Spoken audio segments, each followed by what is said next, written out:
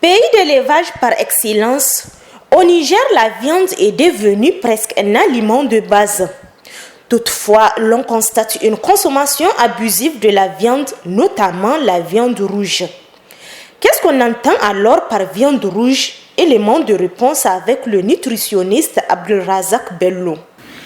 En termes de viande rouge, il faut voir essentiellement les viandes qui ont une coloration, la viande des gros animaux. C'est le cas par exemple quand vous prenez le mouton, c'est le cas par exemple quand vous prenez le bœuf. Donc toutes ces viandes-là sont des viandes rouges, et à la différence des viandes blanches qu'on peut avoir notamment par exemple dans le cas des volailles. Donc vous avez des viandes blanches.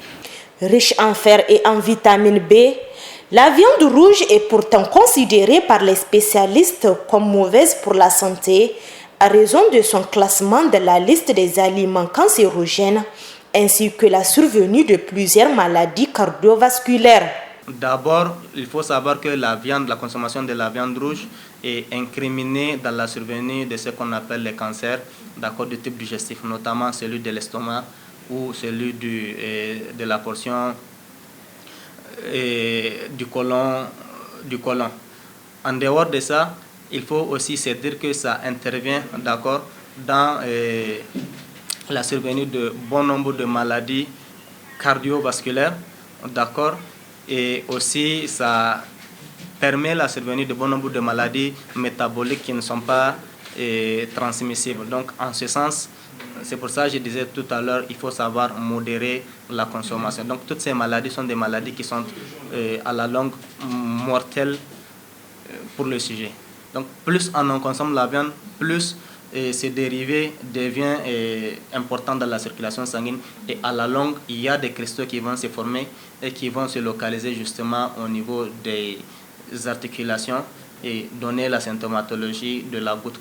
Cependant, dans le cadre d'une alimentation équilibrée et pour ainsi préserver la santé et réduire les risques de développer une quelconque maladie liée à la consommation en excès de la viande rouge, le nutritionniste nous propose certains aliments alternatifs à la viande rouge ainsi que la quantité à ne pas dépasser par jour.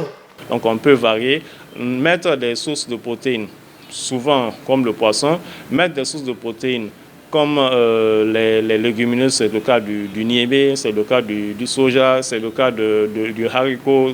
Donc, tous ces aliments sont également riches en protéines. Et même quand vous prenez pour les consommateurs de criquet, le criquet est également une excellente source de protéines parce que le criquet contient autant, sinon plus de protéines que la viande rouge. Donc on peut effectivement avoir une alternative à la consommation de la viande rouge à travers les aliments que j'ai évoqués.